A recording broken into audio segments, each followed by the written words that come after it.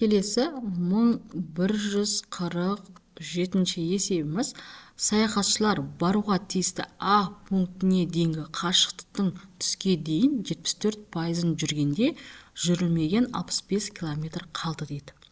Сонда бастапқыда ол 100% болатын болса, оның 74%-ын жүріп қойды.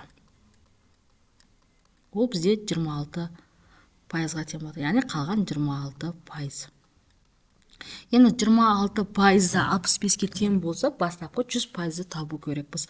Ол үшін 65-ті бөлеміз 26-ға, көбейтеміз 100-ге. Оның нәтижесі тең болады 250-ге.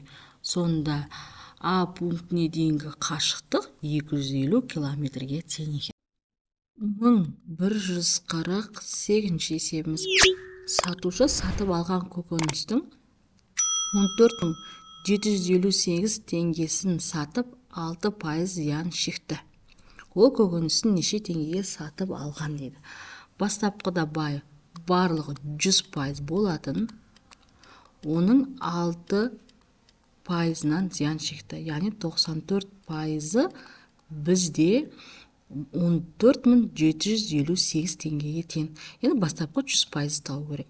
Ол үшін 14758-ді бөлеміз 94-ге, көбейтеміз 100-ге.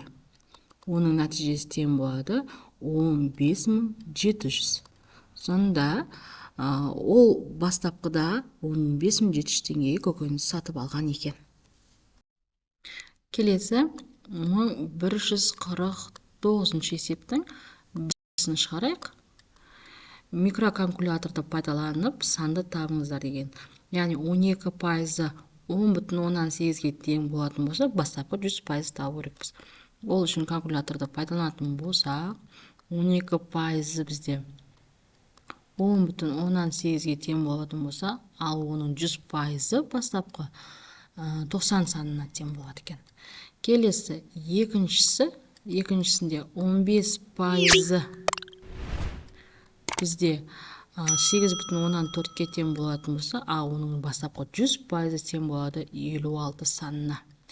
Келесі үшіншісі 40%-ы 22,14-ге тең болатын болса, бастапқы 100%-ы тең болады 56 санына.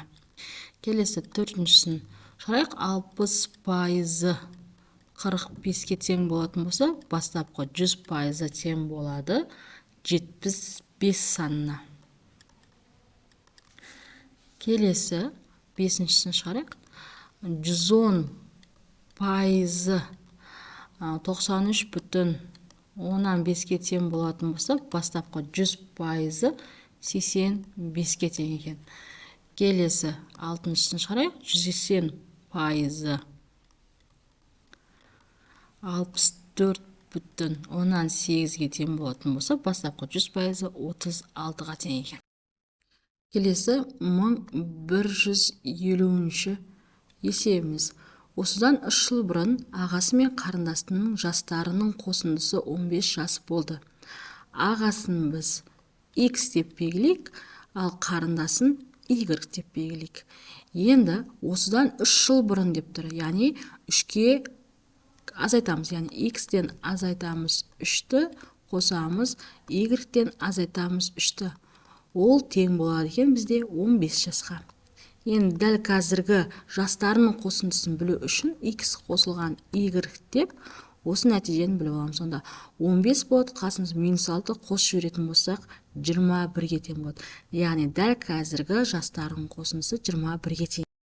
Енді осыдан кейін 9 жылдан соң олардың жастарының қосындысы қанша болады? Дәл қазір олар 21-де болса, екеуінің жастарының қосындысы, қарындасының жасына да 9 жыл қосамыз, ағасының да жасына 9 жыл қосамыз. Сонда олардың 9 жылдан кейінгі жастарының қосындысы 39-ға тең болады екен.